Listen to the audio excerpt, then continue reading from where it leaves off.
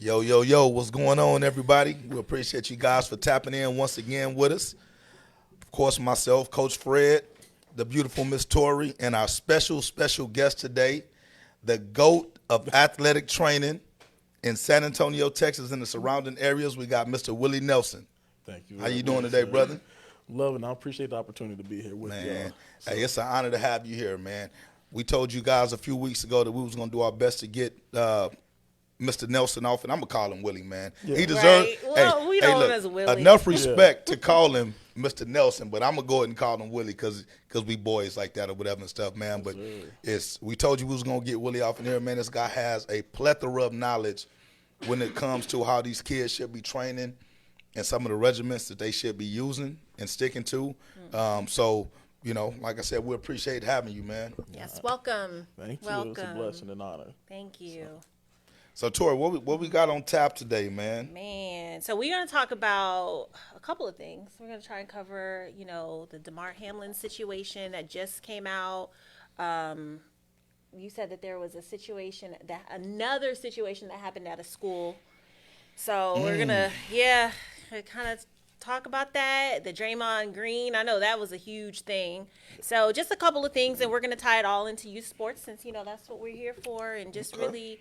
Willie has some things that he wanted to kind of go over as well, and just kind of, just keep it casual. It's cold, wet outside, so we're just chilling. We're going to cover those couple things. Okay. Yep. All right, Good? well, cool. Look, I'm ready. I want to start off with this epidemic of violence in these schools, right? Before the show started, man, we got your son Cameron over there acting crazy. You know what I'm saying? Acting like he ain't got no home training, which is pretty much indicative of what's going on in these schools nowadays. Stop. Oh, I thought you were going to say at home. Well, I mean, it starts at home, Tori. You know what I'm saying? No. I mean, they learning from somewhere, Because man. last week we had just said that just because these kids are acting up doesn't mean it's all about the parents. Well, I reneged on that. I done reneged on that.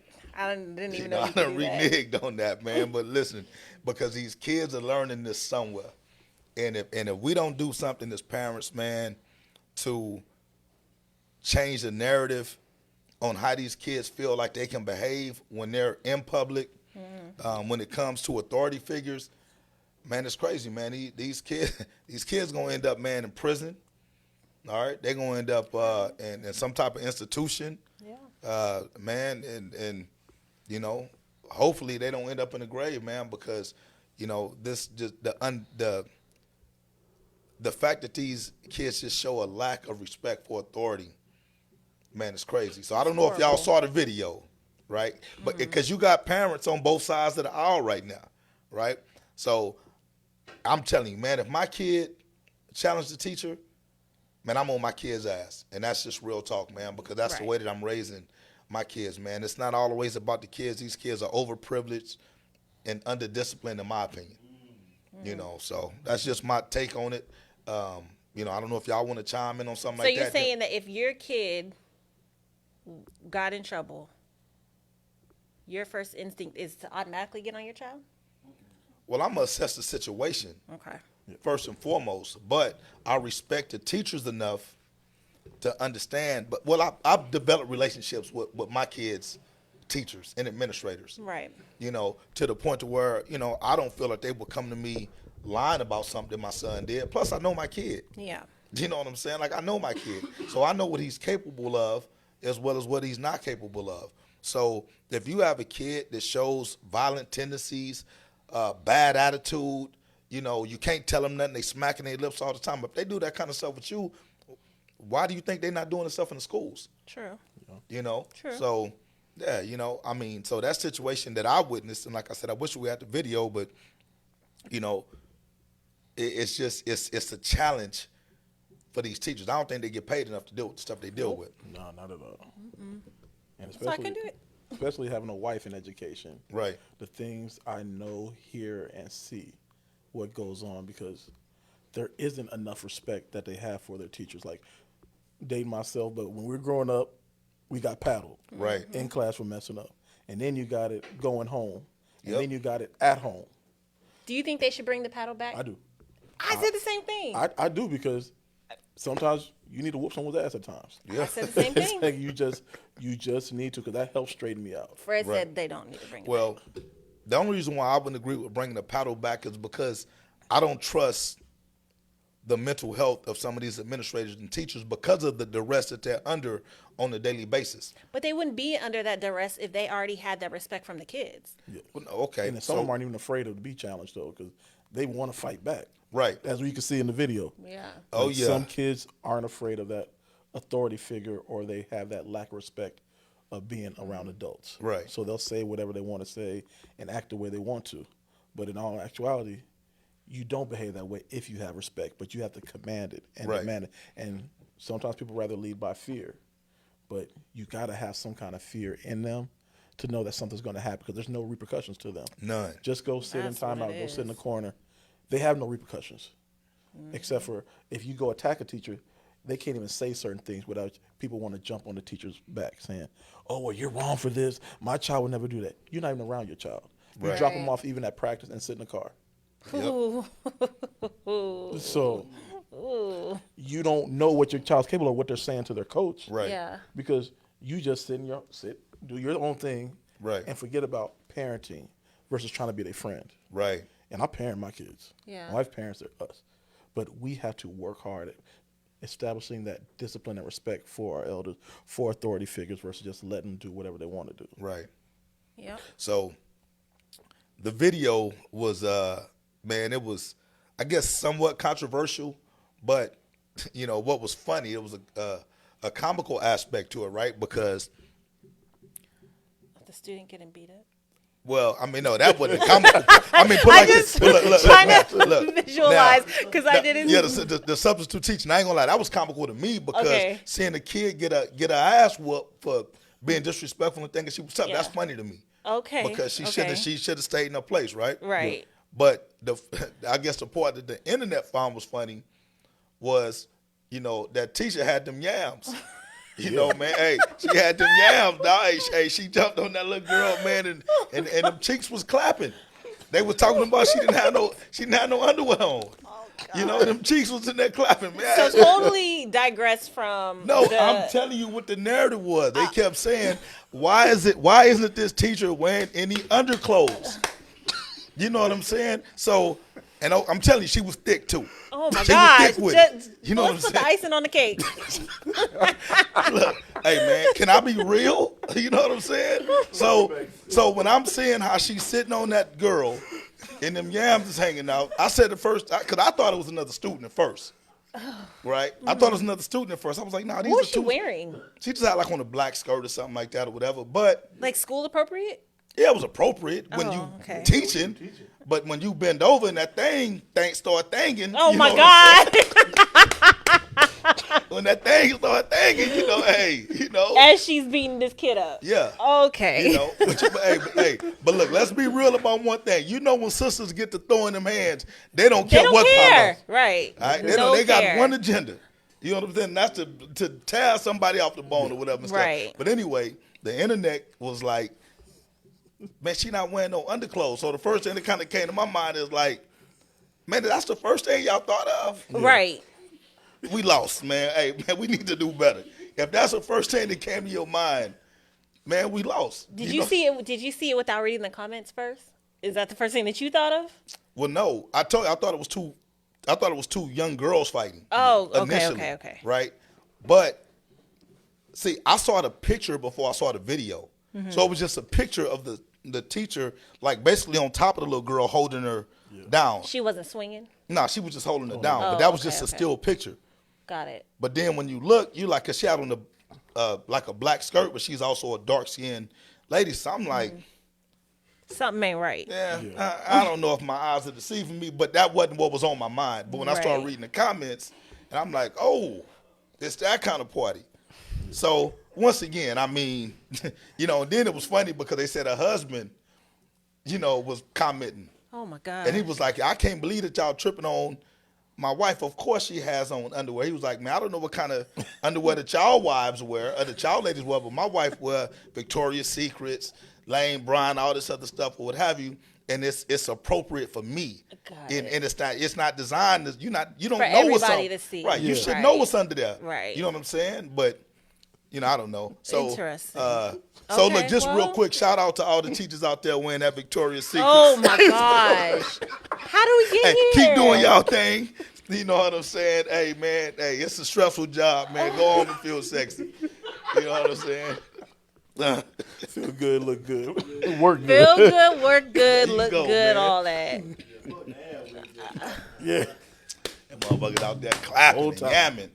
Okay, so moral of the story. Yeah, okay. More of the story is, man, hey, beat your kid's ass, man. The There teacher we some go. goddamn respect. If you whoop your kid's ass, you don't got to worry about the teacher whooping your kid's ass. Right. Because when they go to school and they tell you, excuse me, young lady, I need that cell phone because I've already asked you on a couple of occasions So to that's put your what- cell what it phone was. up. That's what it was. Okay. And your cell phone gets confiscated, you can't challenge the teacher and say, bitch, I'm going to whoop your ass. Give my Right. cell phone back. The moment you come in my personal space, it's going to be a problem. Yeah. Cameron, have you ever witnessed something like not the teacher on like a fight, but the kids saying, "No, this is my phone. You're not finna take it." Really? It happens more often than what you think. Have you stepped inside a classroom with this stuff? No, I haven't stepped inside of a classroom. Your background in teaching, if you was in that situation, well, of course, you're going to handle a female different than you handle a male. Right. Automatically. Most definitely.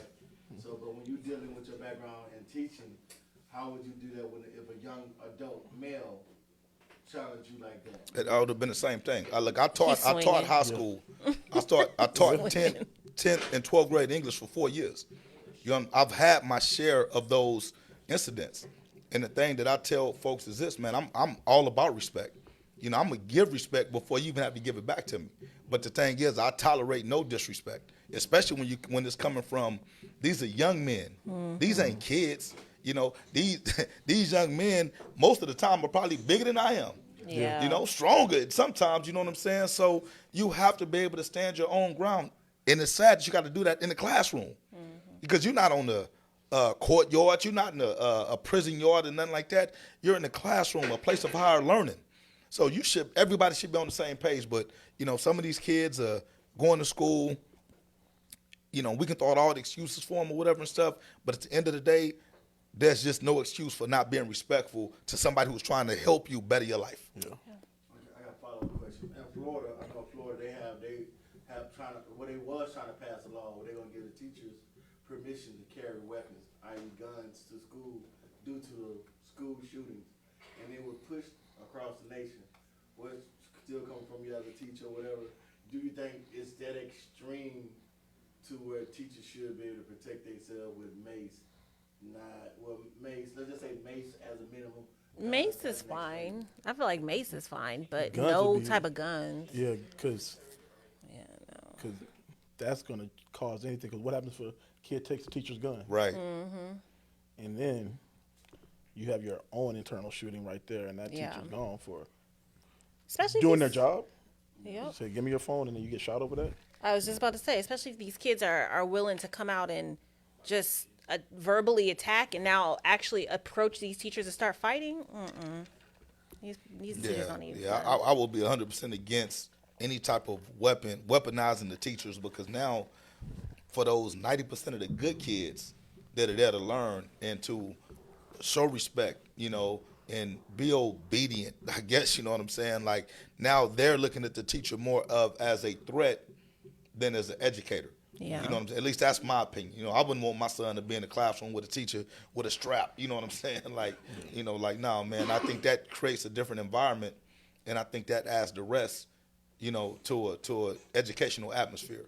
So it's not even like education; it's almost like a prison system. There you go. Yep. To where we want to do that, and then now the kids are going to feel victims. I mean, my kids already call school prison, so. Yeah, it's already it's set up like that. You already set up. But Yeah. what are we subconsciously feeding these young men and women?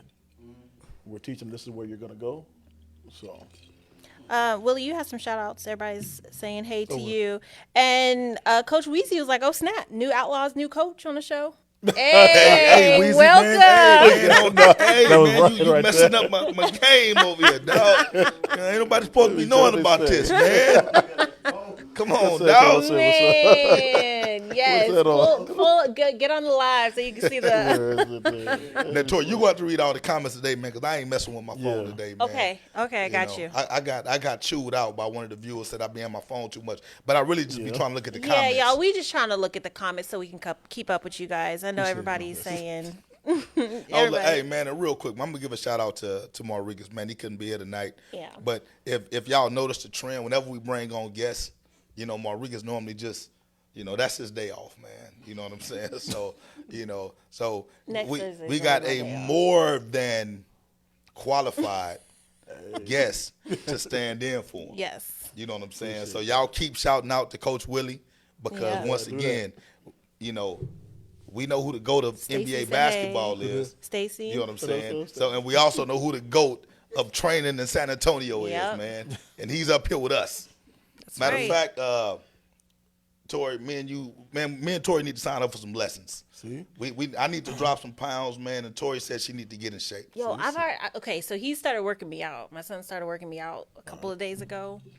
I'm really sore, so See? So I don't think I'm on your level yet. No, but I have an all women's trainer, Lori. She Okay. has an all women's class at 5 a.m. Monday, Wednesday, Oh, Friday. at what time? 5 a.m. Yep, nope, not But happening. then also Tuesday and Thursday from Okay. 5 p.m. to 9 p.m. Okay, I can do. And I can do Saturday that. at 9 a.m. Willie. So he got you covered. Hey, Don't no. So Tori wakes up at 7 a.m. okay. and Tori takes a nap at 9 a.m. Don't Yes, that's judge. what she does. Don't judge me. I take a nap every day too. I don't. It's good. This how we stay I take looking a nap, young. But hold on. What time do you actually get up, though? You work around the clock, though. Yeah. So some sessions, for I do instance, too. You do not work around the clock, Tori. so during I'll go back to working with Kai. So he was a linebacker for Steel. Right. So during the season, Monday night 8 p.m., Tuesday 5 a.m. Come back Tuesday night from 5. He usually come back like around 8 o'clock. Right. Wednesday, he did his own thing at the school. Thursday again, 5 a.m. position specific work. And then he would go through his cryotherapy and things like that. And then Friday he had his game. Now, And then Sunday, come back and we do prehab. So that's what he did during the season. right. And that's a different level of dedication that some people aren't willing to do. So, yeah, I had to wake up 4:15, get to the gym, what have you, and be there ready for him, and then work out. Then I'm back to my session. I'll take a nap. Now, but he's working around the clock now. I am too. Now, and I wish we had a picture of Kai, so that they can see. Oh, so he's a monster. Once you see this guy, Yeah. you're gonna understand the results that Kai has achieved. This kid looked like Incredible Hulk, man. For real. Like the Incredible Hulk for real, clothes and everything, man. Just shredded, busting out his clothes or whatever and stuff. And that's a tribute to the work that he's put in Absolutely. with Willie. All right, that's why he the GOAT, man. He's a That's hard-working young man. Like you said, it's a different level of dedication that not everybody's willing to do to get where they want to be. So yeah, so we gonna get a picture of Shut Kai up. up I'll put before up the matter of fact, Legacy. What's what's your wow. number? Well, you know Wow. what? We'll make sure that We'll- we get yeah, we'll we'll- make sure that we get a picture of Kyle before the end of the show. So we have a couple because of. we got a lot of stuff to talk about with Willie. Yes, we do. Thanks, Stacy. She said I'm a natural athlete. See, not everybody has that. Don't hate. Stacy, Okay. man, don't be blowing Tori head up. Look, Look, I worked out with Stacy. We all know Stacy's a monster too. Stacy is Polo's a true. beast. Yeah. Thank Stacy you. is whole a family. absolute Thank you. beast when it comes to the workouts. Stacy, and look, But I worked out with but her. Tori, when you worked out with her, Uh-huh. I seen you over there dragging ass, begging for water, That's passed a out on the lie. sideline. You know what I'm saying? She had to slow the whole class down. So Stacy, don't be trying to That give is Tori a no lie. props. Don't be trying to give Tori no props. She said I did. See, She she just got being my nice back. to you. No, Stacey whatever. has her own level of training at what she does, and if that's something that more teams can incorporate to help the moms out during practice, so And that's one I thing that loved we it. tried to I do loved during it. practice. We had our women's group that worked out. Unfortunately, I couldn't continue because I was Yeah. Shut She telling the up. truth now, Willie. She couldn't continue because she because couldn't I was hang. dealing with the parents. She couldn't hang. Stacy Whatever. drug it. Good job, Whatever. Stacey. Way Good to job, drag. Stacey. Way to drag Proud of Tori. Well, let me tell you this: Kevin Ormsby said that you was just getting in shape to eat at the ice cream truck. Yeah, I do. So- That's the only reason why I work out. So I can eat as many ice creams and snow cones when the ice cream man pull up. When the ghetto truck pulls up, for those of you No, that that's don't what know, it's called. It's called. on the east side of San Antonio where we practice, the ice cream truck is not called the ice cream truck. It's called the ghetto truck. That's what they call it. And they seem to find us wherever we go. So every time they pull up, hey, I got to get my fix in. So I get out and do my running before practice, during practice sometimes, so I can have as many snacks as I desire. All right, Yep. earn it.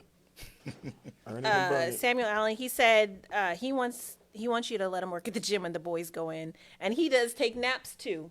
So see, it's a thing, guys. Sorry, it's a they thing, just listen, y'all. man. People just like you, so they all trying to make you It has feel nothing like to do with likes. It's Yeah. real life. Maybe you should take a nap. You won't be so grumpy. Golly. ain't got no time. Ain't And got no time for naps. Arl said, shout out to Lineman Camp coming soon. Yes, we got that coming up. You know what? Matter of fact, go on and I plug was that gonna say, now. let All us know. So, April 30th, Texas Elite Football and the program are going to be having a lineman camp. We have 2 sessions, starts at 11:30 to 1:30. That's going to be 6 to 11-year-olds. Then middle school and high school is going to be from 2 to 4. And we sponsor for the U.S. Army. Wow. Also, Scooter Bangs and Duck Pond will be there. Okay. So thank you, Dawn Smith, for having a representative for Duck Pond Film. And then for your restaurant, is going to have $10 gift cards. And we're going to give those to the hardest working young men or women who are signed up to do the lineman camp. So it's something that we feel that is missing because no agree. disrespect or anything like agree. that, but kids doing combine training and at youth level and early middle school does nothing for their game. There's never been a college scout say, what did you run your 40 in when you were 7 years old or 10 Right. years old? So it's a waste. So this camp isn't just about doing drills and things like that. We're going to be instructing and teaching them. Coach Mike with Texas Elite is going to be working with the offensive lineman. I'll be working with the defensive lineman. We're going to have some high school players that we work with, and I'm working on getting a young man, Chris Hill, a.k.a. Chill, who was a walk-on at UTSA. He made the football team, and he hasn't played football in over a year. Wow. So That's when crazy. he came to me and said, I have 1 month to get ready for walk-on tryouts, I was like, dog, you only give me 1 month. Right. We got to do a lot. Overtime. Right. Yeah, and he threw up 4 times his first day. That would be me. But he kept on pushing. So I knew the first time when you do your trials, you're going to have to go back to back to back. So I have to build your endurance. So Right. the first 3 sessions were all dedicated to building endurance. Then we went the following week after that. Then we went to skill training to make sure, okay, you're going to smaller defenders, only 5'10". And at UTSA, some of the guys he's going up against are 6'4", 6'5". Right. Yeah. So technique, speed off the ball. So we were working on that. And hopefully I'll be able to get him to come out and talk to the kids about hope and aspiration because you miss 100% of the shots you don't take. Right. He took his shot and believed in himself. And it was a lot of his mom and his church that believed in him. Yeah. They have 5 a.m. prayer sessions, and they tagged me in a video. And his mom reminds me of my mom, and that's why I love and support that family. Right. Because of it. I wish my mom was alive, but the way she supports and believe in him, that made a difference because my mom passed away and she believed in me more than anybody else in Right. this world. And Yeah. that makes a world of difference. Man. So now y'all understand why this guy's a GOAT. It ain't just his workout regimen. Man, it's also his heart. You know, man, this guy is in it for the right reasons. You know, and really that's what it should be about. You know what I'm saying? People with the right heart, you know, trying to help other people achieve their goals. Right. You got a young guy who had the dream of playing college football, man, who didn't have those resources available initially. He reaches out to Willie. Willie puts his regiment in hyperdrive. Along with the kids' commitment and dedication, and now he's playing football on the collegiate level. Man, you can't beat that, man. You cannot beat that. So definitely shout out again to Chill. Yeah. Shout out to Willie on that, man. And you know what? Give a shout out to Scooter Bangs and Dermond Smith. You know what I'm saying, for just putting on, doing that. for these young athletes. Man, listen, if you ain't had a chance to get over to Scooter Bangs, go over there, get you some grub, man. They got great soul food cooking, man.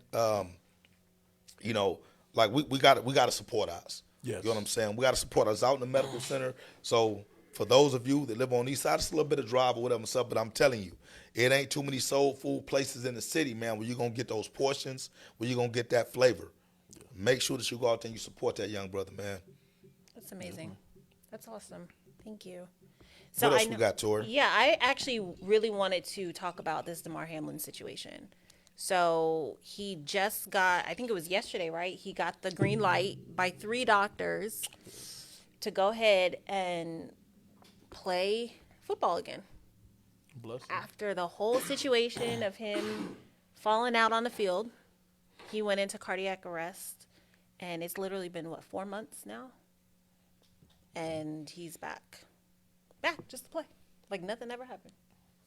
That's a testament of the doctors and everybody, first responders right there on the scene Yeah. to help out. That's crazy. Would you guys put your kids out after knowing that happened? Would y'all put your kids back out on the field so quickly? I know he's different because he is. This is his livelihood, exactly. But the team also said that they hadn't stopped paying him, so it's not like he was out of money. But would you guys put your kids back on the field? If it's a kid, I'd have him wait.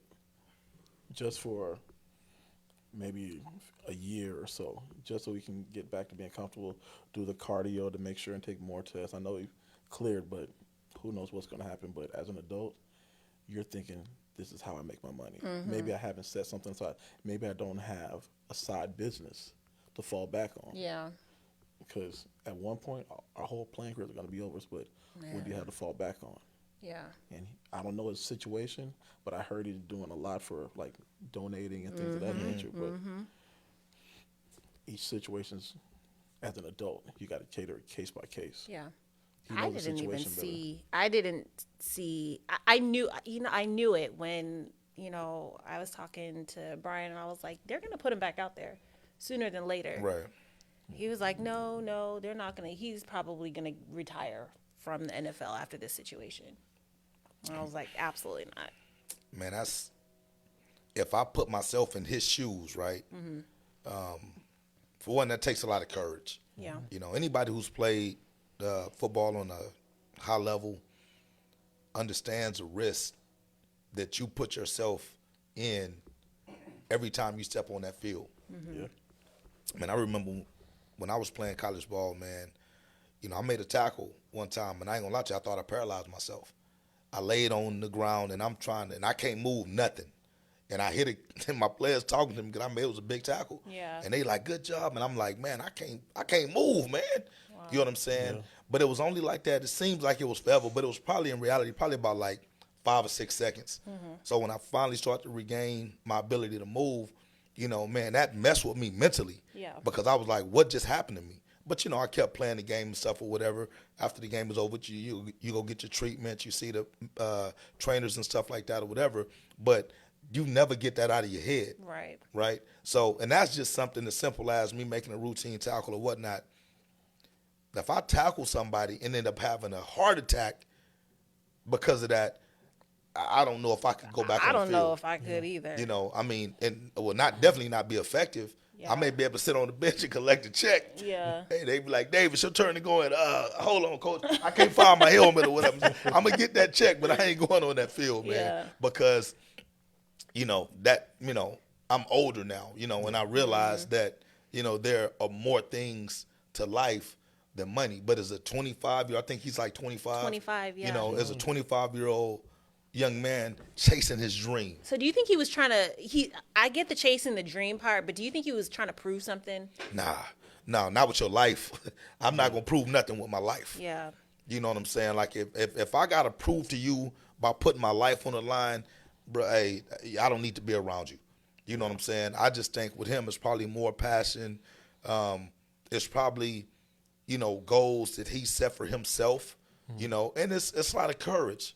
It's just a lot of ambition saying, you know what, I'm not going to let this condition defeat me. He probably has a lot of kids that are looking up to him who may have heart conditions saying, man, you're my hero.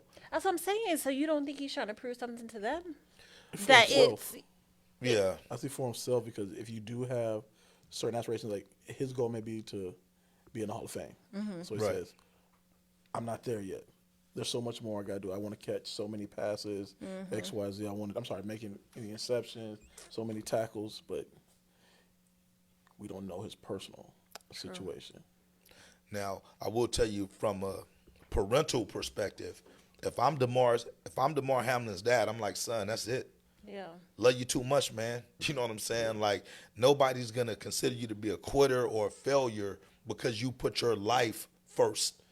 You know what I'm saying? You're still a young, vibrant guy. You just may not be able to play football. Football can be taken from these athletes at any given time, any play. So you would deter him from going Almost back definitely. That's my son. I love him. Really? You know what I'm saying? Look, I get it. Football is entertaining. Yeah. You know, we love to be entertained, but I'm not going to entertain you, anybody else at my son's expense. Right. You know what I'm saying? You know, all them prayers and stuff is great. They said the power of prayer works, and I believe in that. But I don't want to be the one that everybody praying for. I don't want my son to be the one everybody praying for. Let me pray for your son. You know what I'm saying? Not my son. You know, I want my son at home with his family, Right. with me, or whatnot. So as his father, 100% I would deter him. Look, son, you just went through something very traumatic, and next time you may not be as fortunate. Right. You know what I'm saying? So as a parent, I would definitely discourage him from going back on the football field. But if I'm him, then I'm probably going to get back out there because it's my dream. Right. You know, and I'm not going to let anyone prevent me or anything prevent me from achieving my dream. I want to go out on my own terms. You know what I'm saying? So who knows, man? He may be able to go back out there, turn that thing around, and become an all-star. You know, like Willie said, he may end up making a Hall of Fame or whatever. He may get a bigger contract, you know. But when we look in the grand scheme of things, you know, he'll probably never get that big contract now because there's always going to be stipulations on his health. Right. You know, so it'll kind of be stigmatized from that. But, you know, at the end of the day, man, I mean, it's definitely kudos to him for at least having the courage and having that faith. You know what I'm saying? I ain't going to even use, I'm going to use faith because at this point he's operating strictly on faith, in my opinion, that's not going to happen again. So, you know, I mean, that's, you know, I think that's an inspirational story to any of those young athletes that are constantly told, no, you're not good enough or you can't do this. Look at Demar Hamlin. And touching on that with the heart screening. So my wife told me about a situation with one of her friends, and this young man was in good shape. He's a swimmer at a particular school, and he fell out. Turns out they were able to get him to the hospital, and they got him to the right people. And there's a place in San Antonio that does free heart screenings for athletes in high school. They're called August Heart Foundation, and meeting with them next week. So they're going to come by the gym to see if it's going to be the right space that they can do it to where they can do the heart screening for athletes. Wow. In order to have a private screening, amazing. they need to have at least 50 athletes sign up. Okay. So after I get the green light to do it, I want to make sure we can promote that. Yeah. So anyone middle school to high school, 13 and older, they play any sport, basketball, football, track, swimming, tennis, it doesn't matter. You could think you're perfectly healthy, just like a professional football player. But imagine if we were able to catch that earlier. Is this going to be at your gym? That's what we're going to try and see. We're going to have it there. It's going to Okay. be in a month to where they say if they're going to be able to do it, it's the right space. If not, anywhere we can do it at to promote it Yeah. Right. to help the health of these young athletes. Absolutely. So we can avoid that one. This doctor does free screenings, and it's because his son passed away. Oh. And some people think it's hereditary, but he didn't have it. It wasn't in his. The mom didn't have it. Dad, none of the other siblings had it. It was just him.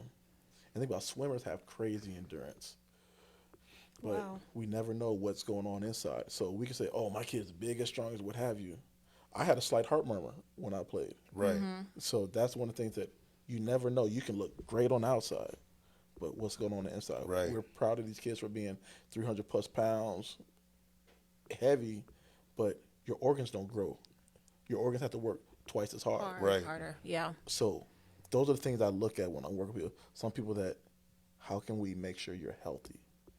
Because it's not just about looking good, playing good. What about longevity? Yeah.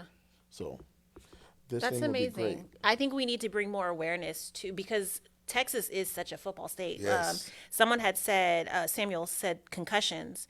So that's a good thing too. So just like the heart screening, we should do something for concussions. Do you know of anybody who does I'll like find out concussion on that. screening? That's yeah. one big thing. We need to protect our athletes. That's why Right. I'm very blessed and fortunate to where with Maricas and DF Ducks, well, referring to you, that we're going to do a tackle camp Right. later on. I think it's in June or July. I forgot the date. But there's so many kids that are going out leading with their helmet. Right. Man.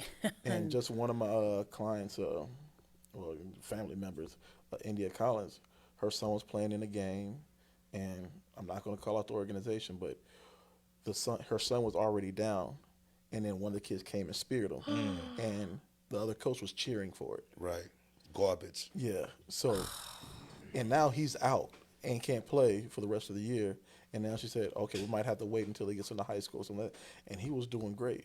He was training, working hard, and to now have him out because of that. Right.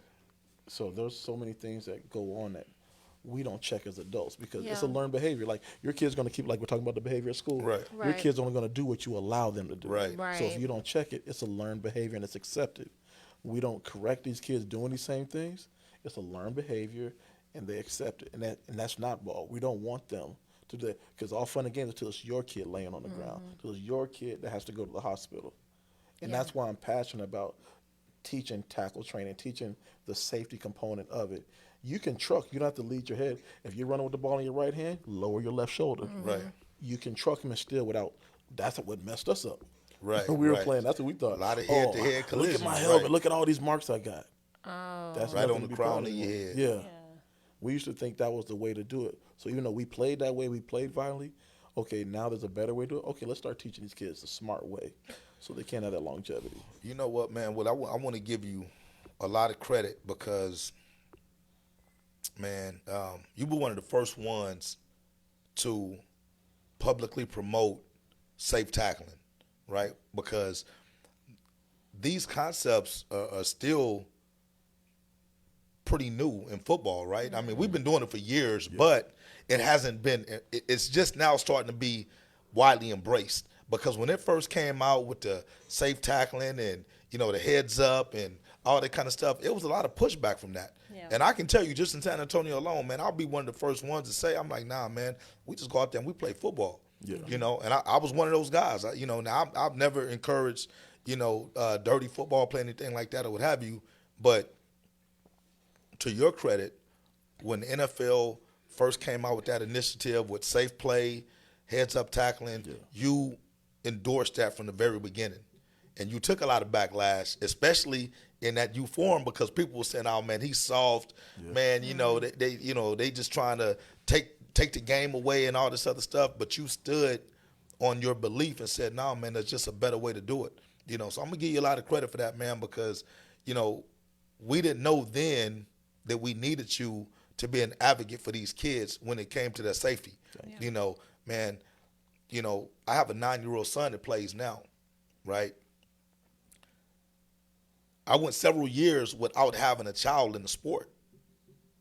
So I ain't gonna lie to you, my perspective was different because my oldest son, who's 25 now, back when he played, man, it was barbarian football. That's what we was played. running guys over, trucking them. Man, the crackback was legal, all this other stuff, and it was just like, wow, man, that was great football. Yeah. Right? By the time he aged out and went on to play high school ball or whatnot, me not having a kid playing football, I ain't gonna lie, I was kind of immune to it. Because as much as you love these other kids, you know what I'm saying? As coaches, we say this is what these kids sign up for. Yeah. They want to be taught. We want to be the kids knocking other kids, heads off or whatever and stuff, right? When my 9-year-old, when he came back and he started playing and he was 5, I remember his first year playing tackle. Man, we were playing in L.A. Man, this was a cornerstone, man. I remember this like it was yesterday. He was actually on defense. He was playing outside linebacker. He came up the field trying to make a hit. The running back cut back the other way. And, man, I'm talking about ear holding, man. Took him clean off his feet. And when I tell you, man, that was probably the scariest moment in my football career. And I played college football and everything.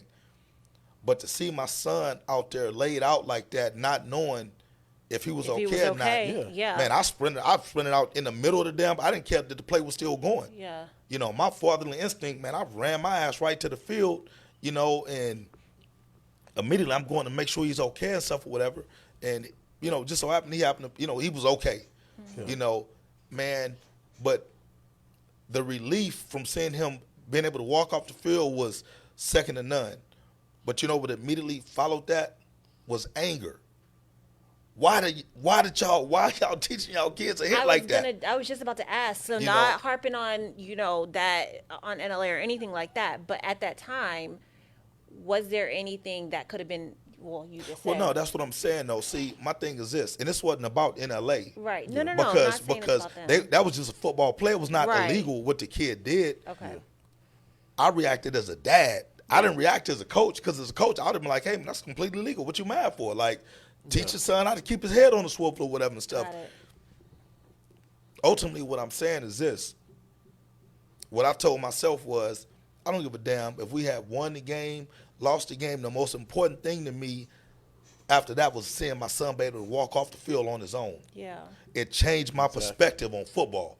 So now, when you don't see Coach Fred getting all rah-rah and stuff like that, you know, we can be playing a team, and if one of our kids go out there and lay one of them kids out, I'm on the field for the other kid. Yes. Yeah. Because I want to make sure that that kid is okay. You know what I'm saying? I'll lose every game, if it ensured that all of my kids and all the kids on the other team walked off the field the same way that they walked on, because now it's a different perspective. And like I said, I mean, that comes from being around folks who constantly remind you that there is a bigger picture, and it's not just the wins or the loss. You know what I'm saying? So, I'm not even ashamed or embarrassed to admit it took guys like Willie, and you know other coaches that I still look for tutelage and inspiration to constantly say, you know what, man, there's a better way to do it. You know what I'm saying? We was at one of our practices last year. As a matter of fact, I was getting on your son about it. Remember we was doing the kickoff? Yeah. And, man, her youngest son, he's a straight dog. He don't give a damn. He don't. You know, hey, once he line you up, he's sick and missile. He's going to get you. Yeah. And, you know, he did it one time in practice with one of our own kids. And some of my coaches, they clapped it up. You know, because like it's a legal hit. Yeah. And Tori was like, no, son, you don't do that.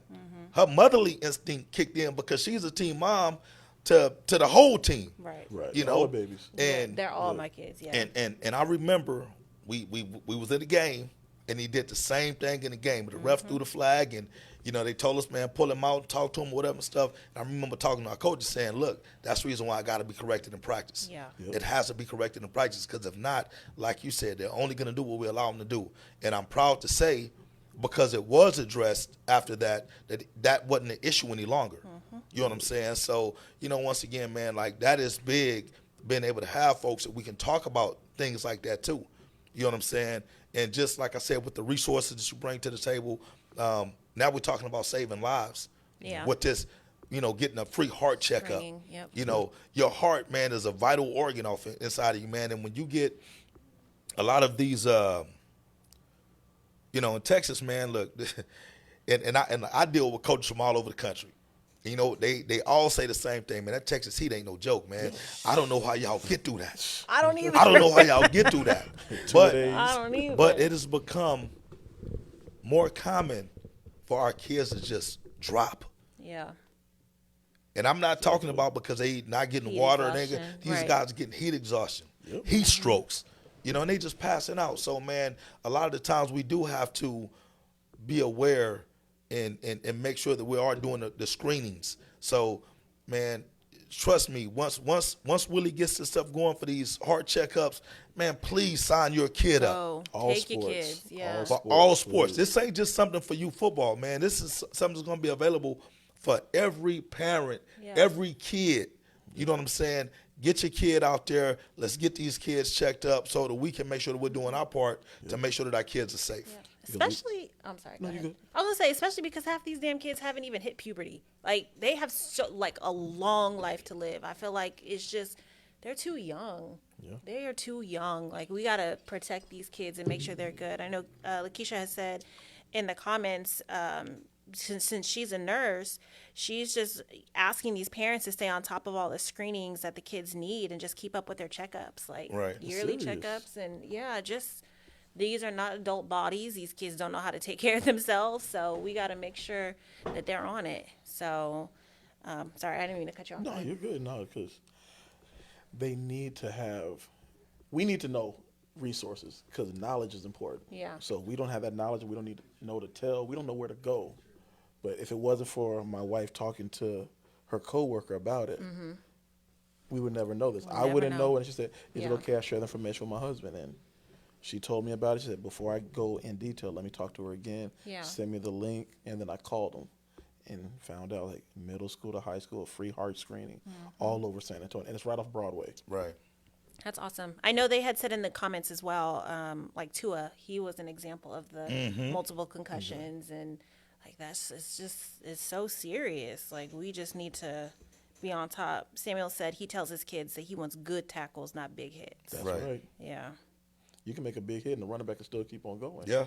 yeah. Even at there was a camp at UTSA last year when over the summer. Oh, was it summer or was it early around this time? And I asked it, would you talk to the coaches about how y'all are teaching tackling? Right. And then some guy in the comment, I can't even remember who it was talking about, you got these stupid youth coaches trying to teach them how to tackle college.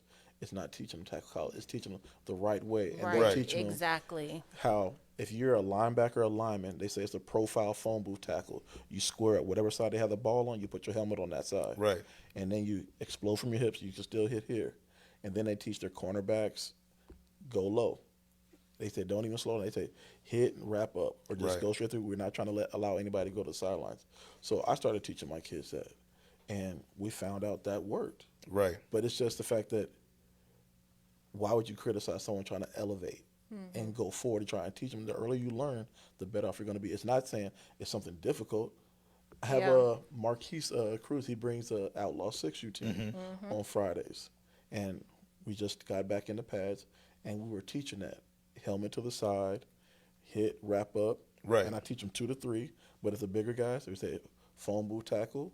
I helmet think to we the need a side. demonstration. 2 to 3 I'm tackle. gonna demonstrate on you. You. You going to line up and we gonna let Legacy come lay you out. Hell no. Well, yeah, and some of the players, they cause fumbles because Right. you put your helmet to the side right here. You're just hoping that, because you're still sinking your hips, keep your head up. I'm going to hit that hand long enough to where it's going to get numb and that ball's going to get loose. Right. Pop, and cause 3 fumbles. Right. And that's the first time they're ever going through tackling drills. Yeah. Man, I don't know if you recall this. Well, I'm pretty sure you do, but I know you did. I don't know if this was last year or maybe the year before last, but you did something with UTSA, and it was a big deal. That was it. Okay, and that's what I was thinking, because that was a big deal, man. And the reason why I gave you your props earlier, because, man, once again, like, when it comes to the youth page, I rarely comment, you know what I'm saying? But I do read the comments. You be creeping. Yeah, You be it ain't creeping. creeping. I just be on there because I be wanting to know. You be I in be the wanting to know what people really comments. think. You know what I'm saying? So one of the things it had struck me as odd is, once again, their work coaches criticizing you for trying to basically help them improve their game, saying, "Hey, man, this is for everybody. This is an effective way that's being taught by Yeah. college coaches." Exactly. College coaches, not YouTube, you football coaches. Yes. You know what I'm saying? So it's like, man, you know, the evolution is there if you want it. You know, I will never knock anyone who seeks to expand their knowledge base on their own time and on their own dime. You know what I'm saying? Because that's something that you've desired to do on your own. You know what I'm saying? Because you are training kids. Yeah. You are training athletes. You know what I'm saying? So you can't call yourself a trainer if you're not willing to do your own research and find out the safest methods, the most effective methods or whatnot, you know. And once again, you know, it's just, I know there's a lot of peer pressure involved in this stuff because people are always going to tell you, man, you shouldn't be doing it that way. Do it this way, you know. But you've stayed the course. And, you know, I know when I get people that ask me, hey, man, I'm trying to find a trainer or something, you know, you're always the first guy that I send the people that asked me about it, and we talked about this a little bit offline earlier, and I said the main reason is this, because I know your heart is in the right place. You know what I'm saying? So anytime that I refer somebody to another person, I always do a heart check. And it's crazy because we talking about getting your heart checked and stuff, whatever. Yeah. But like literally, if your heart ain't in the right place, I'm not referring anyone to you. Yeah. I don't give a damn how good you are, because you may not be doing it for the right reasons. As many years as I've seen you train these kids, I've never seen you make it about you. We just talked about Makai, you know what I'm saying, and what you did to help him. We talked about Chill, what you did to help him, but it's not about you, and you're not making it about you. You know what I'm saying? So, once again, man, and what you guys have to understand is on our platform, we're going to celebrate and we're going to acknowledge folks that make a difference in what we love. Yep. We love Right youth way. sports. We Yeah. love youth football. You know what I'm saying? So we have to celebrate the folks that share that love with our kids.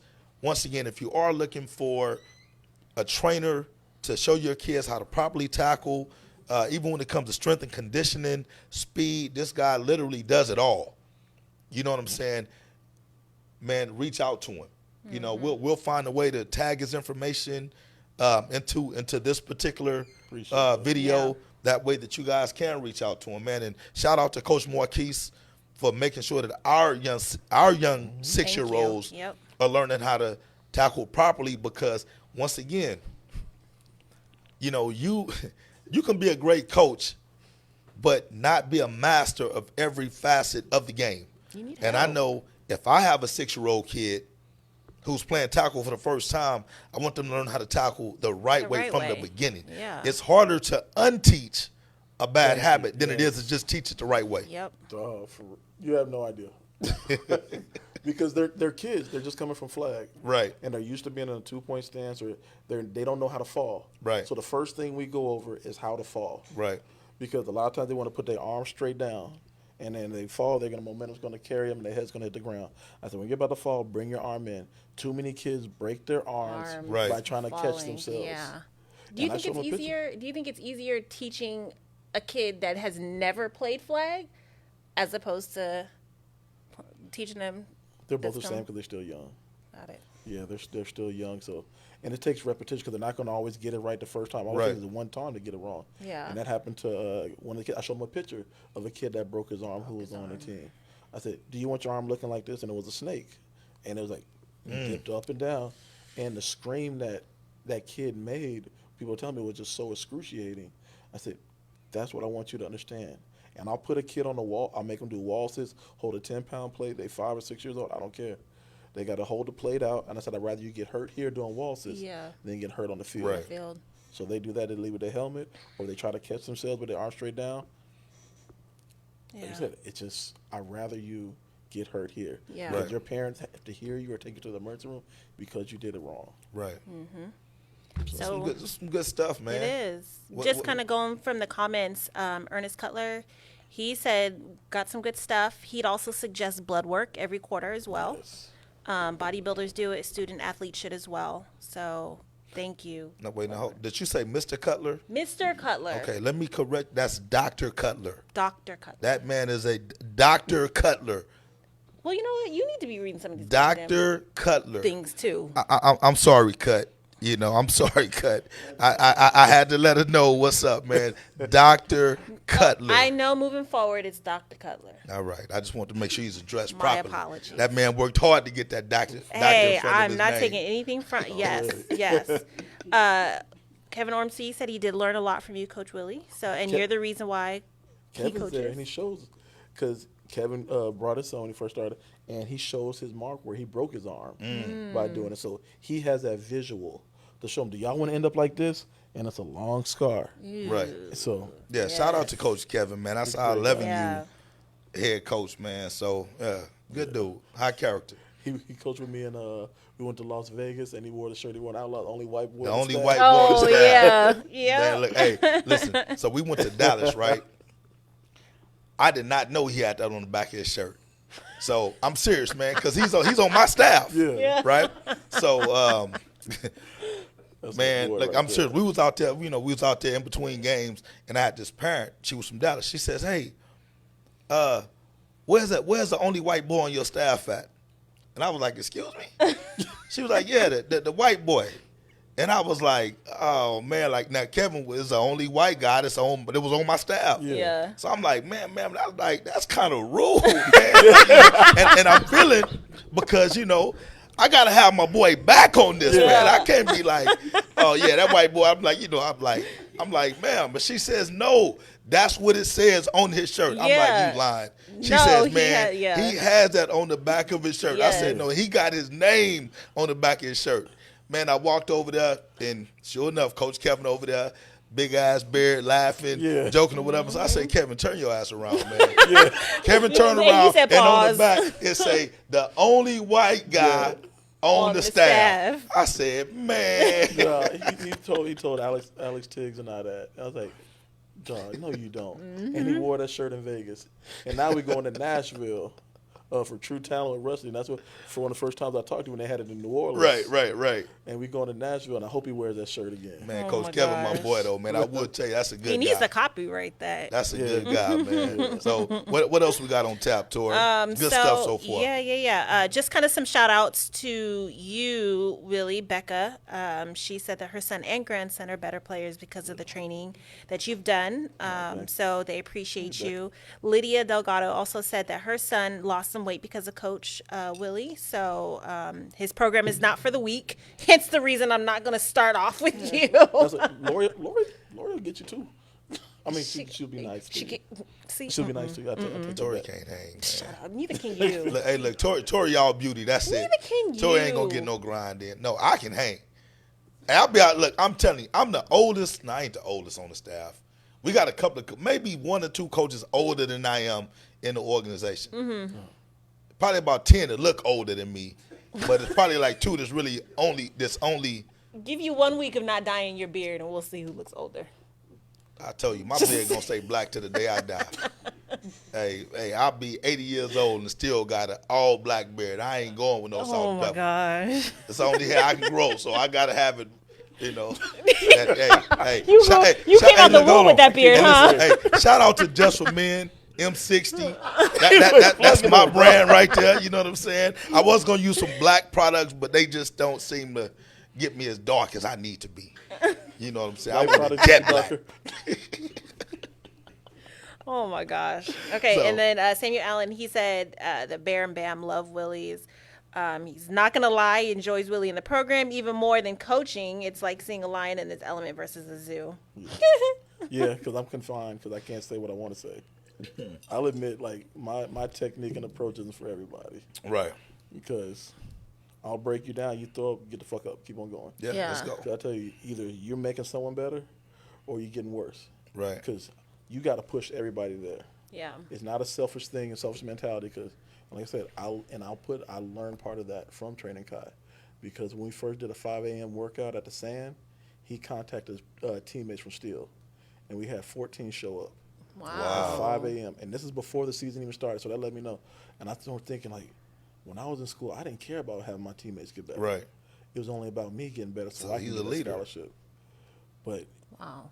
I still learn from other people. And to have a kid teach me that. Right. So that changed my approach on how I wanted to start doing it. Because I got away from doing one-on-ones. Because so many people get shut down. They start crying, feel like they can't do it. They crying, throwing up. All right, get up and go again. I don't care. But now they see other people pushing them. Yeah. Now Makes look, a difference. Just real quick, I think we do got that picture, Cobb, don't we? Yeah. Can we show, man, this The monster. caveman? Because that's what Kai is, man. Kai just a damn beast, man.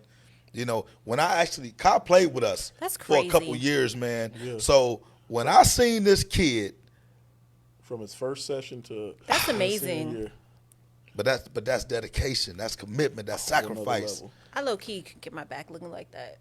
He brought up like, damn. Yeah, so man, so definitely shout out to Kai, man. All right, what else we got, Yes. Tori? Okay. So, and then the comments keep coming. So I really appreciate y'all interacting. Brian Autry said, "You saying he look old?" Hey, Brian. Hey, man. Hey, don't self-incriminate, man. You know what I'm saying? I got an extra box of M60 at the crib for you, dog. I got an extra box of it for you, man. I get you right, dog. The only one old is my boy Coach Mike. Man, Okay. matter of fact, shout out to Coach Mike, man. Shout out to Coach that is Mike. my dog. I'm gonna get Coach Mike on this show sooner or later, man. Yes. Look, a lot of y'all be clowning Coach Mike because Coach Mike is a clown by nature. Yes. He enjoys having a good time. But I promise you, y'all can learn a lot from that guy, man. Mm-hmm. Coach Mike is one of the most intelligent guys when it comes to football that I know, man. Yes. But right now, we Brian B, get to his house, get that man a haircut, because B is his barber. Get that man a haircut and take you some dye for his beard, man, and get my boy back right, dog. I just seen Mike last week, man, and we got to get Mike back right, Get him dog. back. Got to get him back right. We miss you, Mike. Dr. Cutler, Hey. yes, said that he would love to come. Him and Chromosome would love to come and talk ball experience, evolution of football. No, he didn't say chromosome, did he? He did. That's a little inside joke. Okay. Joe, hey. You have a challenge. What's the challenge? You have a challenge. What's the challenge? Okay, so Lakeisha said that if you can do a workout together, and if she outlasts you, then you Not gonna can't happen. dye It's your not gonna beard happen. for a month. Look, Do look, it. hey, listen. I back down from no challenge. I back down from no challenge. Look, man. Okay, so I think it's on. Listen, for one, you supposed to be down here to watch the 49ers and Cowboys game, and you didn't show up. You know what I'm saying? So we got to get that addressed first. So whenever you're ready to come to San Antonio, look, and don't get me wrong, I should put a picture of her because she is a beast in the gym. I'm telling you right now, she gets it in. Okay, so what's the problem? I get it in. Okay, so there You know what I'm should be no saying? issue. So that's the problem. For one, listen. I know we live in this watered down, feminine, masculine society or whatever. Okay. Yeah. I got too much pride to let a woman beat me in the weight room. She may beat me in the kitchen, which I even doubt that. You know what I'm my saying? gosh. But when it comes to that weight room, I'm not letting no woman outwork me. That's for any, I ain't even challenge women like that. That's going to sound sexist. But for that's my girl. We family. Yes. And for her to challenge me on my show, hey, we So going to you- get it so in. You know what? officially- I will drive to Houston. And whatever gym she say she at, I'll meet her there. And we can Yes, throw them weights and- on. and do We it on can live. You run. gotta record it. You do Or it go on live or record it. Yes. For production. Okay, so now we got to Yeah. put a date on it. Y'all got to make it happen. Since you are on, she challenged you on your I'm show. with it. I'm with it. Okay. All right. So we'll make it happen. Make it Hey, happen. Willie, once we figure out the date, I just need you to train me for a little bit. Hey, make sure I get a shake. Hey, I need one of them chill. I need one of them chill workouts, dog. Don't have me embarrassed out there. No, man. give him Kai's workout. Yeah. See who's talking now. She said you don't want none of them problems. Hey, I'll be ready. Okay, so really quick, because I know we're kind of running short on time, but wanted to take a turn to basketball. Okay. Because I feel like it kind of will lead into youth sports because we are dealing with a lot of this right now. But we're in the playoffs. And so there was a situation where Draymond Green, he got suspended for a game because he ended up, I guess, I don't know. I guess it was a foul, and he ended up stepping on the other team's Sabonis. Sabonis. Yes, he stepped on his chest. No, it was like a lift It off. depends on what angle, because Right. I'm kind of like I like your approach on the first. On your first one, I was with you on that because I said that first angle they showed. It was a Because trip. if he didn't do it, he was going to fall or hurt himself. No, So we had to get a little elevation. Hey, listen. We needed that to dude have stomped that he man's did chest. stomp But you on know him. what? Hey, he stomped him, and he didn't show no remorse. But the No. dude deserved to be stomped on. Why? That's my opinion. Wait. Okay, why? Man, listen. For one, we're talking about the highest level of basketball on the planet. All right? Don't grab my ankle. All right? Don't grab my ankle. The ankle is one of the weakest joints in your body. You know what I'm saying? So if you grab my ankle and with my weight and my momentum, the way I'm going, man, you could end my career. Yep. You know what I'm saying? Don't Okay. play around with me like that.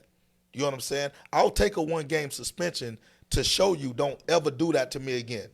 You know what I'm saying? Now, and I'm one of the ones to say I think the penalty was justified.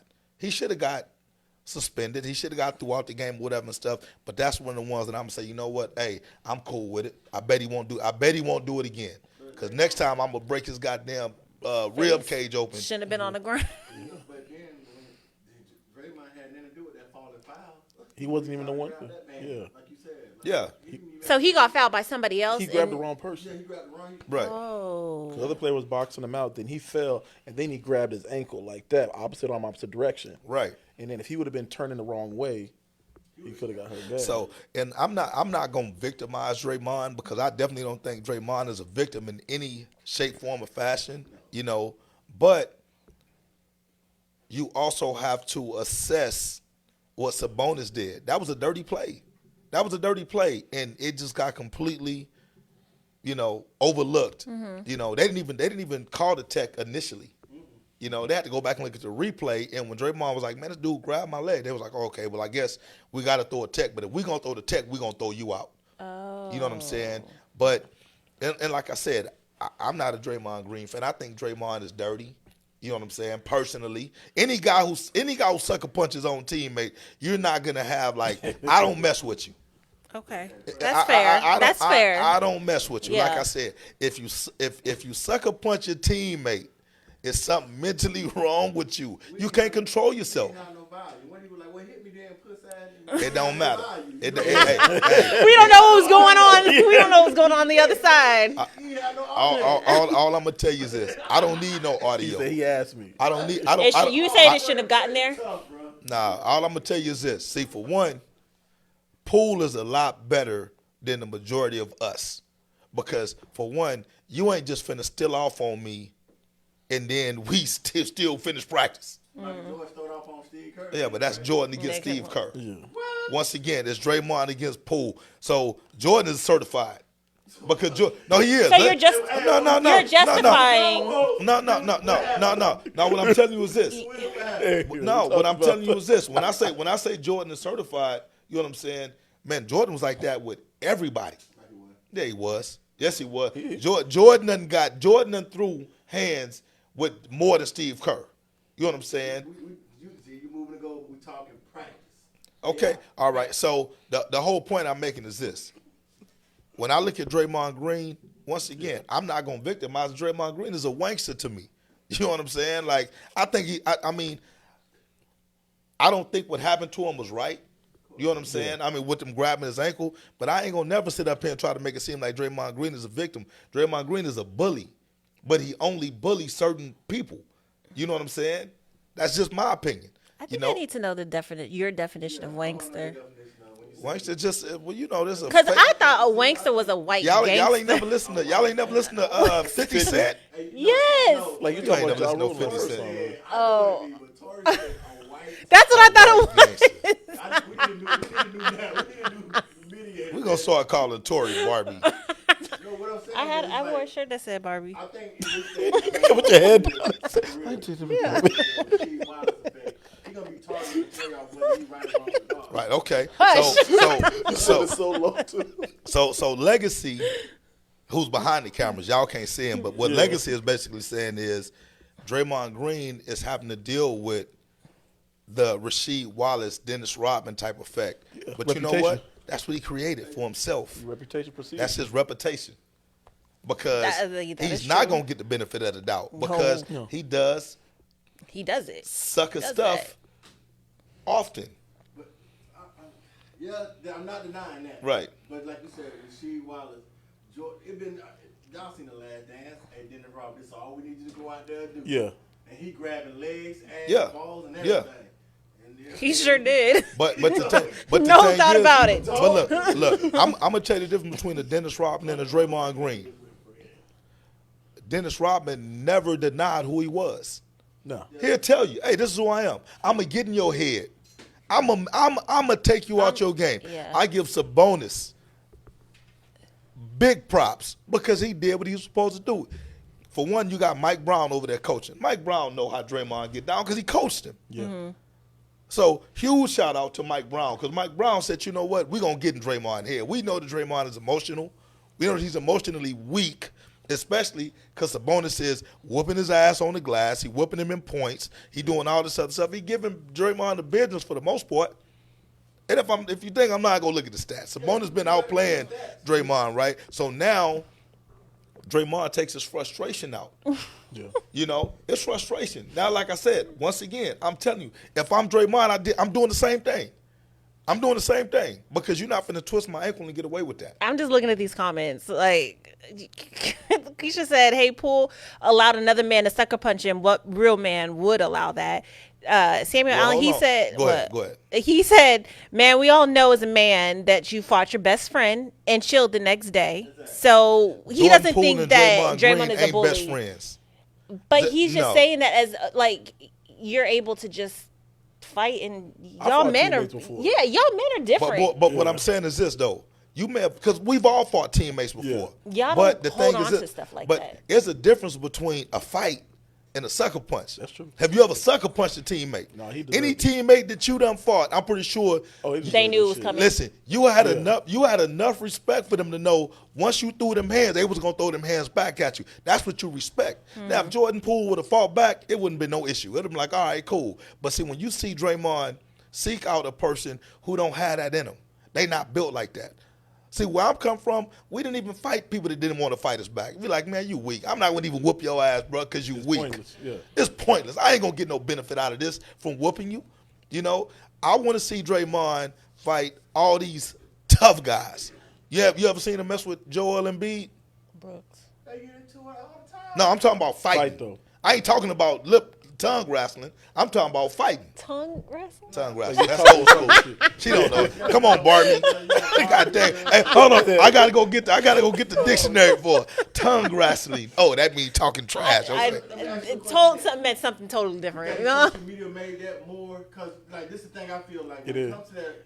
I played basketball when stuff of that nature. When it comes to that locker room, a lot of shit go down. We don't see. We don't talk about it. We don't see when they run a scrimmage where they pull, and not justifying, but I'm just saying where they pull. You know, we're pushing around, elbowing, little shit here and there. You Right. know what I'm saying? I remember the first time we found out Kobe Bryant because everybody was shocked. You know what Yeah. I'm saying? Because Shut up, Trey. you know what I'm saying? So, I don't know. Man. Social media hypes it up because if they would have recorded all the stuff that was going on, we in the locker room or on the Oh, field. yeah, like yeah, that, we'd all be it in would have been trouble. a wrap. I would have been expelled. I think Draymond just the media, the generation, your boy Skip Bayless that you protect dearly. You know what I'm saying? It's your best friend. It's your best friend. But anyway, that's what's up. I just think I think social media and the media blew that up more than Samuel said it wasn't a sucker punch. Who was He's- Draymond? Well, no, Jordan Poole like pushed him off of him, like, "Hey man, you too close," and Draymond just decked him. So what I'm saying is this: when I say it's a sucker punch, this is what I mean. Hitting anybody that you know is not gonna fight you back. that's weak. You know what I'm saying? To me, Yeah. that's weak. That's You know not what a I'm saying? sucker punch, though. That's just Well, I mean, he that's wasn't just you being okay. weak. That Nah, was not listen, a sucker punch. Listen, if you hit somebody under false pretenses, if me and you just sitting there talking and we get into a heated argument and I just hit you, If we get into a heated argument, you better back up. you ain't gonna do nothing, Barbie. Barbie ain't gonna do nothing. You know what I'm saying? So listen, and look, and I respect what Sam is saying, but my Yeah. whole thing once again is this: if it had been a situation of where Draymond is like, man, say something else, I'm gonna knock your ass out. So you're saying Draymond needed to give him like a warning? I mean, We said That's Listen. what I'm getting from that. well, I would say so because Draymond outweighed the dude. He bigger than the dude and stuff or whatever. Well, because And- Samuel Allen said and- that he was talking like a big dog, so it's not his fault that he. Man, listen. Actually- We look, listen. We got guys that talk trash all the time, especially in youth sports. And they Oh, yeah. deserved. Okay, yes. So, and it still never escalates to the point that where somebody get slid, you know. So, but anyway, like that's just my opinion. Other folks are gonna agree, maybe disagree or whatnot. But at the end of the day, let's parlay it into this. Draymond's reputation has put him in an adverse position. Yes. He don't get the benefit of the doubt. You know what I'm saying? He's looked at as a bully because he's constantly taunting, messing with folks, talking trash, degrading people. You know what I'm saying? Legacy looking like you don't like we talking about Martin Luther King instead of Draymond Green or something. You know, he was a slut, but we won't talk about it. But we talk about Draymond. Don't bring him. James Champagne said pick on somebody your own size in a sense. That's what you're saying? Yeah, for the most part. What I'm saying is, you know, when it comes to certain players, that's their job. I mean, he being the heel of whatever you got going on. But how's that his job against his own teammate? Are we still talking about him knocking out Poole? I thought we were talking about him. I thought so too. Listen. All I'm saying is this: when we, Willie, you coached. You don't have no audio, man. If you had a player like Draymond Green, who's had a reputation of we're gonna take it to football. All right. Late hits, questionable tackles, disrespectful antics. And the referee throws a questionable flag on him. Who do you fault in that situation? The player. The player, right? Because we know that our reputation precedes us. There are certain organizations, Outlaws used to be one of them. Back in the day, say, them jokers are dirty. And I'm like, man, we ain't dirty. We just play hard physical football, man, but it's not dirty. You know what I'm saying? So when them referees start throwing them flags because we just have a hard hit, they're like, no, man, y'all was trying to hurt that kid. Man, they just trying to tackle him. Yeah. So we had to change our image. You know what I'm saying? And that took a lot of time. That took a lot of effort to try to get to the point where people say, you know what? Because it don't matter how much I disagreed with them. If that's what they perceived us as, you know what I'm saying, I felt like we had to try to change that. A lot of these kids nowadays, I went to, it was a 7-on-7 event. At Madison. Yeah, the Tone Baby. You was there. Matter of fact. The last. You look. You know what? I don't even want to hog the mic. You tell me your perception of, because I think one of your teams may have been involved. Was it at tell. the last game? It was like the last game. Yeah. Do tell. So, Certified Aces played Elite House. Mm-hmm. Well, we wanted to play their 18U. Right. And we kept on saying, well, why didn't your 18U back out? Because we were supposed to play Elite House 18U right. as our first game, but they backed out the tournament. So when their 15U won, coaches and players said, well, where's your 18U? We want your 18U. Right. Because they want to play the best. Right. Because people don't talk about Certified Aces like they should. They won TIFL when they 15U. They won it last year in the 18U. Right. People don't give them their credit. And I'm very blessed. Eric and Dustin asked me to be on their staff. Right. On the 18U, because I don't know shit about 7-on-7. Right. Everything I'm learning is what they're teaching me. Right.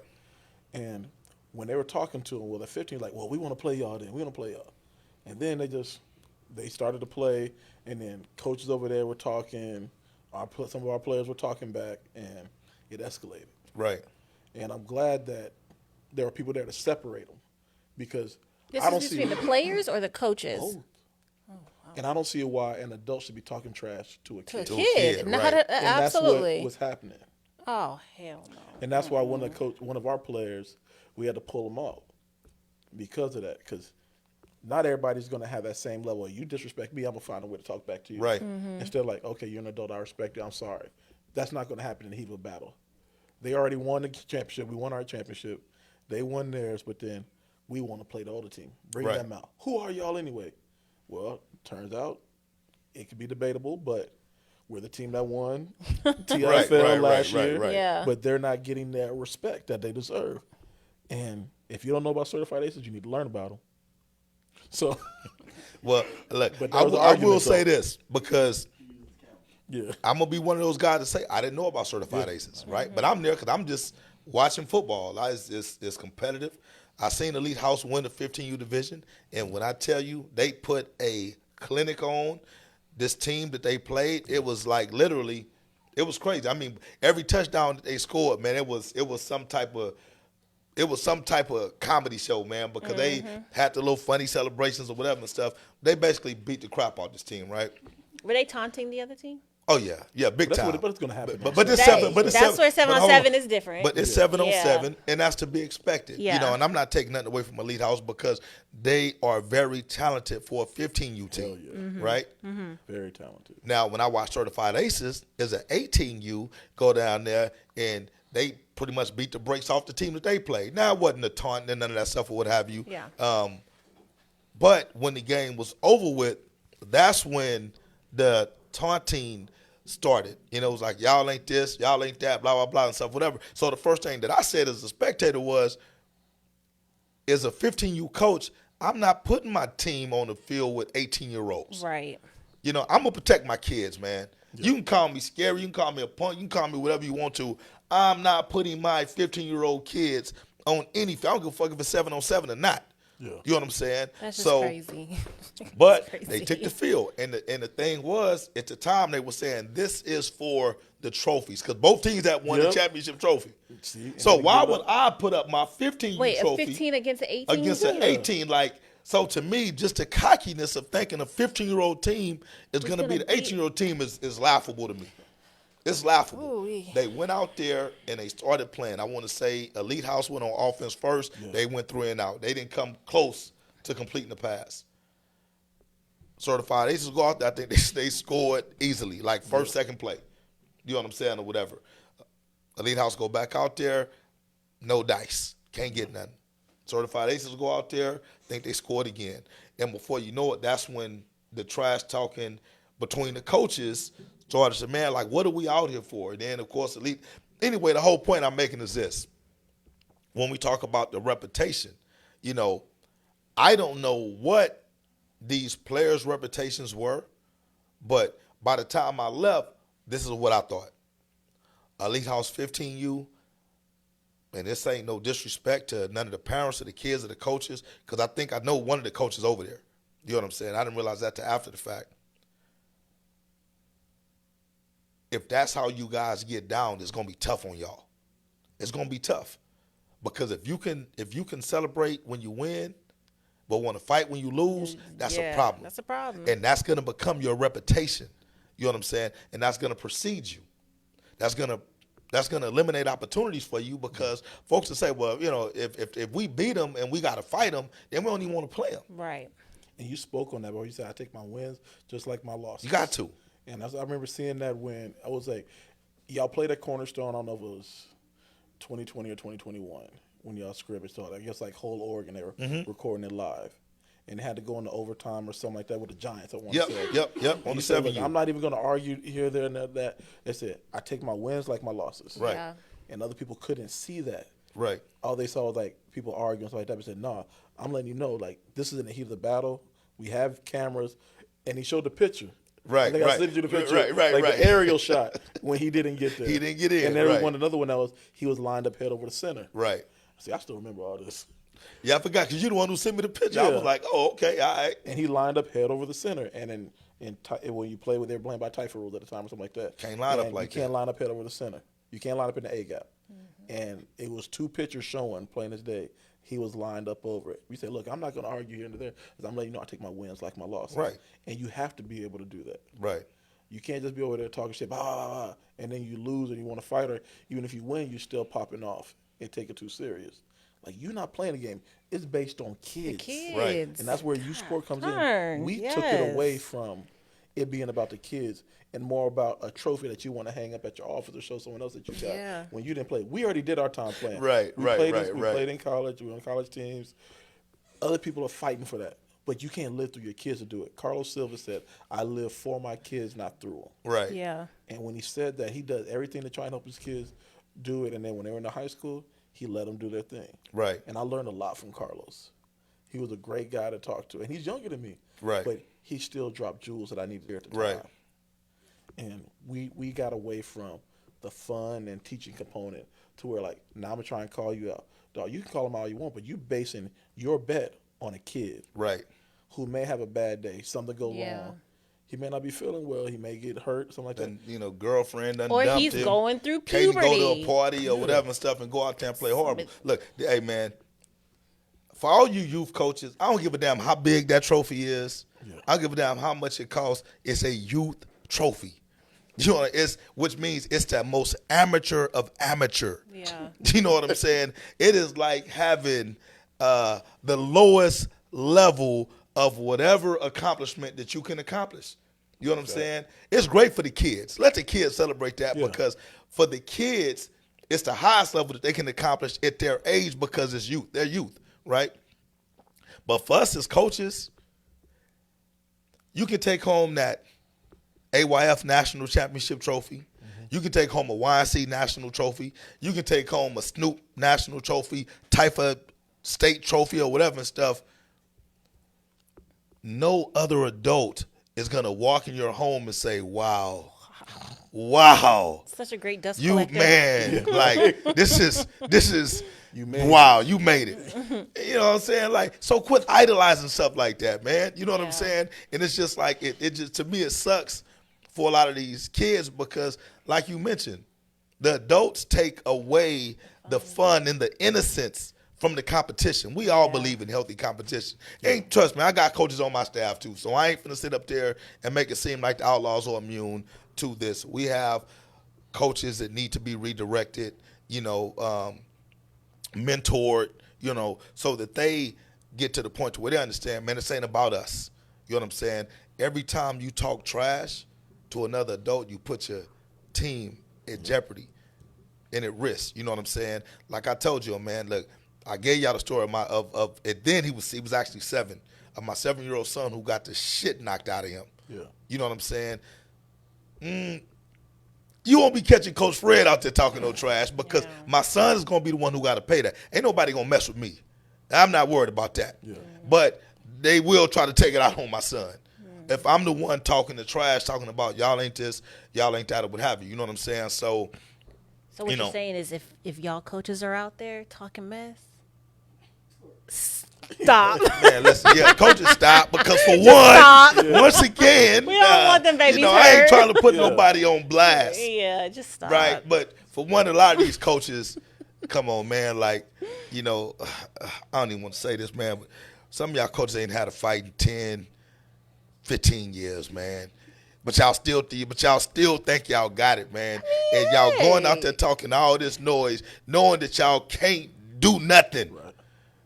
You can't do nothing.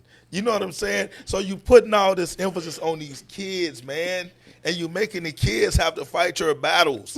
Yeah. And when the kids lose, then the kids is all kind of sorry motherfuckers and weak. They trash, they garbage. No, you're that because you shouldn't have never put that kid in that situation, man, to fight your battle, man. If you that tough, go put your ass on some pads. There you and go. get out there. Get through one practice. One practice. Go to Willie Nelson and get through one of his workouts. Matter of fact, that's the challenge I got. Any coach that's out there talking this trash, go to Willie Nelson, man. I'll pay for the session. Oh, I'll do it free. He gonna do it for you. I'll That's do it even free. better. If I can get another one to show up, because I've had 2 coaches come and they both thrown up, so it don't matter. I want to get someone else to come out there and throw up. So listen, I got somebody for you. any coach that's out there talking trash, when I see you talking trash, I'm going to put you on blast and say, hey, man, Go to Willie Nelson. Don't talk no more trash until you complete a session with Willie Nelson, man. There you go. You got to earn the right to talk trash There now. you go. And one thing is benefit. I worked the U.S. Army Bowl National Combine in December, and I'm 43, and I was probably the Like 36. the fourth youngest. You sound like Kevin Hart when you said that. Yeah. I was like the 4th youngest Damn. coach there, trainer there, man. I didn't really like that. You good? But it asks them though, like you're around people that got wisdom, Right. who've been coaching in the NFL, coaching in college. And I said, what do y'all think about youth football? It means nothing. Right. It doesn't matter. I said, what matters is when they get to high school, this stage. Right. So if we're putting so much emphasis on youth ball, we need to be developing them. Because when they get to middle school, I can speak on Harris. You have your science teacher or something that trying to coach football who's already tired and doesn't even know anything Right. about developing. They just getting that stipend money. That's it. So it's our job to develop these kids. Right. To be there. And that's why I can give a shout out to the Outlaws, because the players who are dominating in high school, a lot of them came from Outlaw organization or DEF CON. Like, I see what they're doing, and the Right. Warhawks. Right. So everybody talking about they developing, okay, it starts now, but let's see where they're at in high school. Right. Yeah.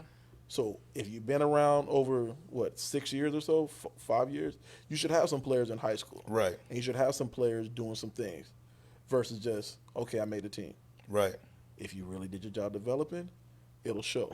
Because that's what it determines how good they do once they leave you. Because MVP at an All-American youth game or All-Star game means nothing. Right. These guys don't care about youth ball. They care about what you do in high school. Right. And that's what they don't understand. That's why I like being around these other gentlemen. I was just a sponge soaking it up and coming around. Now I get to be a representative, and I'm a part of the selection committee. I get to look at players from middle school and high school and invite them to Dallas. Right. And just this past weekend, I sent 6 players to the regional combine so they could try and compete to be in the U.S. Army Bowl game. So, Lord willing, 1 or 2 of them get selected. Right. Because Carson Green got selected as an alternative, and he got MVP. Yep. He represented San Antonio. What organization did he play with? Play with the Outlaws. Exactly. Ooh, talk that. So I'm just saying, like, you can hate on somebody's organization or team, but the proof is there. Like, if you're not putting people in there, and I have no affiliation with the Outlaws, so you know that. So, Right. so people won't Not think yet. that I'm just No, about stop you. lying. I'm just kidding. Because I'm just I run kidding. my own, so I deal Yeah. with players from every organization. Right. But I can see from the outside looking in at where the proof is, who is developed. It's not just being bigger, smash mouth. I see videos out there with linemen going with their arms out like this. Right. And, oh, you're doing it. Oh, you're doing it. No. Elbows down, thumbs up, grab Right. the shoulder pads, push them up in their neck. Keep your feet chopping. Get a good base. Don't have this because now you're turning around in a circle. Right. Things like that. That's what we're going to be covering in our camp. So if you're really developing, we wouldn't have to put this together. Right. But certain organizations are doing it right. Right. Yeah. And that's what we need to focus on, getting these kids better now. So Because- next time we're just gonna have some visual demonstrations. Okay, you ready? I'll lock you up. Yes, Fred's gonna come and he's gonna get some pads and It's wild. But yeah, that's what So we're gonna listen. do. So for all you organizations out there, all right, man, get with Willie, because what he's doing now is offering his knowledge, his expertise, his wisdom to benefit everybody. He's not affiliated with a organization, so that means he's open to help anybody that's willing to be helped. You Yeah. know, sometime in July he has a tackling camp with the DMF Ducks, which is awesome. So, that means we got to get outlaw tackling, because we not going to let you outdo us. All right, you already been on social media, man, with all these damn flies. The DMF Ducks got to fly every goddamn 2 hours. You know what I'm saying? Alex Tiggs, slow your ass down, man. Like, this dude, Tiggs, like a mad scientist on the flies. He just, every 2 hours, man, they got to do fly out and stuff or whatever. But anyway, organizations, man, like real talk, man, take advantage of this man while you have him. You know what I'm saying? Take advantage of him, man, because he's out here to benefit the youth of San Antonio. It's not too many people out here that do it from the right place.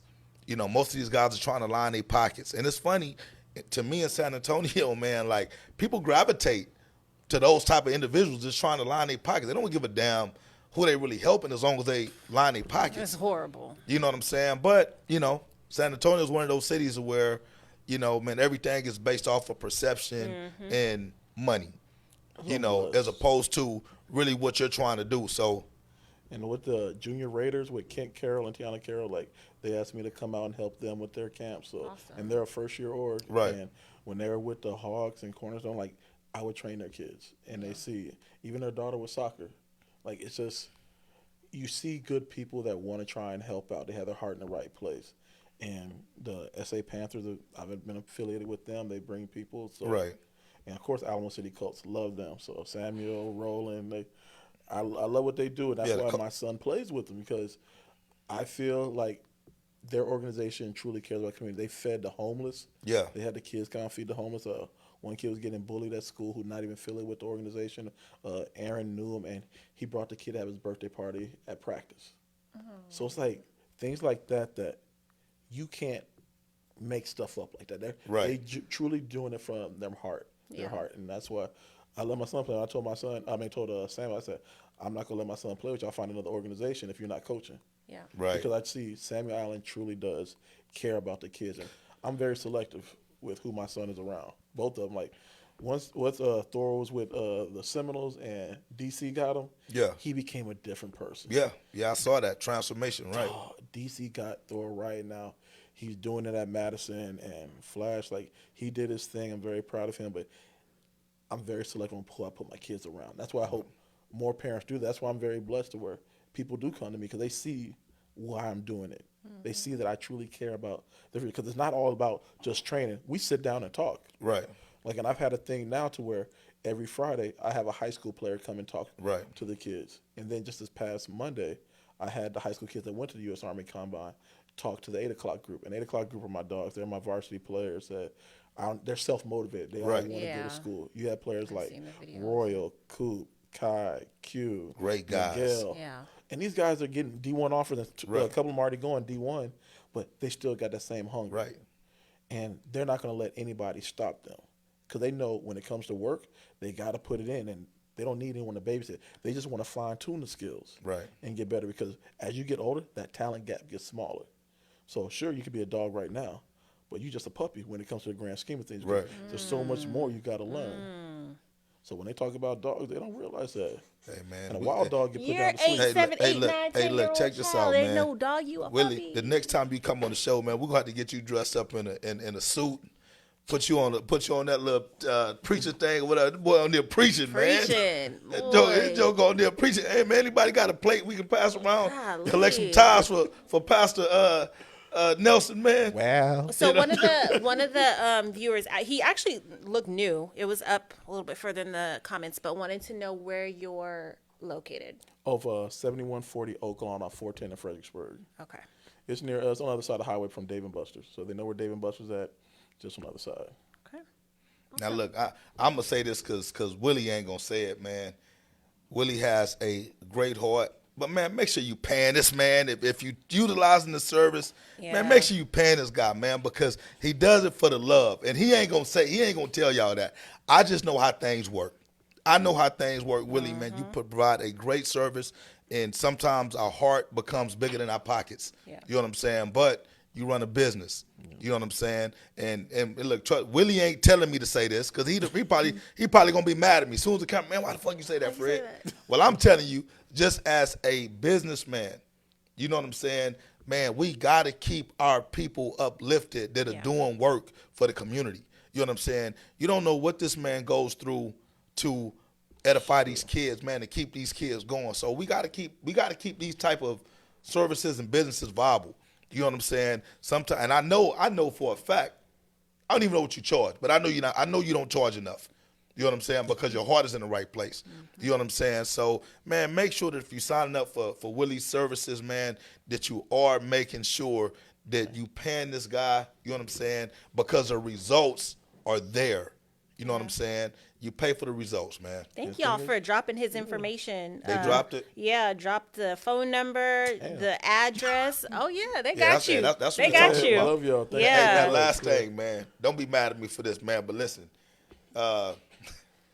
Willie Nelson is a BBL specialist, but it's natural. You want to go get you a nice butt? What? Go to the Yeah, program bro. because he works Oh, that. Okay, got You it. see, I like, got you. like- I got He you. not doing no class. surgery, and he's Got doing it. I the got work. The ladies there, like Lori does a glute class and all this other stuff, and I see the workout she doing, I incorporate that in mine. And See, y'all that thought I was Wonder Woman playing. stuff like, and we're gonna actually a class on Saturdays just dedicated for that. Okay, so I'm gonna have to get with Lori. Okay, Yeah, Lori, that's what I'm saying. You I'ma want a get with nice, girl. tight anus? I don't know the word. Buttocks. What you want me to say, it, man? Time for you to pass your bedtime, sir. Okay. Hey, quick Hey, look. shout out to Blaze. Big Blaze. Thank you and Danny, he came on here saying what's up. So Danny, thank you for letting us Thank use you, your Danny. space. Oh man, look, we can't leave without shouting Danny out, man. Listen, if you see a Supreme Cuts, man, once again, I know y'all like my M60 beard and it's all trimmed up, but Danny does all my stuff for me, man. You know what I'm saying? The Puerto Rican king of the shave. Yeah, You know what I'm saying? you You're got me not this gonna week. beat it, man. You know what I'm saying? The dude gets down with them damn clippers. Down and All down. right, so make sure that you come see Danny if you want to look fly like me. Sean Caldwell said, "Tell Fred his beard looking dry." Man, look, Sean. I'm the one who He puts. just put Look, I'm the one. Look, listen, I'm the one who put Sean up on game. I'm the one who put Sean up on game. The last 7-on-7 event we was at, Sean looked like he had some motor oil in his beard. It was so shiny. And he was like, "Fred, I'm just trying to be like you, big bro." I said, "You good. You starting off right. You got too much drip in there, though. You got too much drip off in there." You know what I'm saying? But anyway, man, look, it was a great show. It was. Definitely, Willie, we got to have you on again, man. The knowledge that you we dropped are. tonight, Yeah. you know what I'm saying? I know the viewers enjoyed it. No, they blessed the Yes. great people. Hey, I know they so enjoyed much. it. So- Hey, Thank Mauricus, boy, you better quit missing out, dog. Nah, for real. I'll be the You new guest missing all host. the good Watch out. stuff. There you go. Hey, co-star. All right, y'all. Well, thank you so much for being in the comments. Really, I think we just gonna make you not have. Y'all don't need your phones. This is good. Just You know what? Maybe you just do the comments. I got you. All right. Oh, Lakeisha said that you are still going to have a gray beard now. Okay, we'll So, see. Get with her. We'll see. All right, y'all. Have a great weekend. Thank you. Next Thursday. 8 Subscribe, o'clock. YouTube.